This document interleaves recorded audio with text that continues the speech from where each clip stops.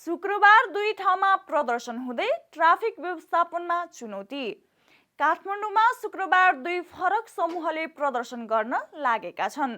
नेकपा माओवादी केन्द्र सहितको समाजवादी मोर्चाले गणतन्त्रको समर्थनमा प्रदर्शन गर्नेछ भने दुर्गा प्रसाई नेतृत्वको समूहले राजसंस्थाको पुनर्स्थापना लगायतका मागसहित प्रदर्शन गर्ने तयारी गरेको छ। काठमाडौँ प्रशासन कार्यालयबाट दुवै पक्षले अनुमति लिइसकेका छन्। प्रमुख जिल्ला अधिकारी ऋषिराम तिवारीका अनुसार समाजवादी मोर्चालाई भृकुटी मण्डप र प्रसाई समूहलाई तीनकुनेमा प्रदर्शन गर्न अनुमति दिइएको छ।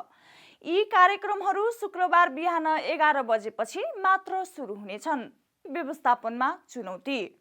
दुवै समूहले विभिन्न ठाउँबाट र्याली निकाल्ने भएकाले काठमाडौँका मुख्य सडकहरूमा ट्राफिक जाम बढ्ने सम्भावना छ। जिल्ला प्रहरी परिसर काठमाडौँका एसीपी अपिलराज बोहराले सुरक्षाका लागि 3000 भन्दा बढी प्रहरी परिचालन गरिने जानकारी दिए।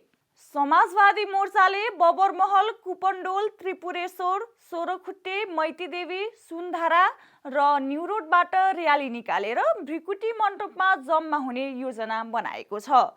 उता प्रसाई समूहले सिनामङ्गल र भक्तपुर क्षेत्रबाट र्याली निकाल्ने तयारी गरेको छ।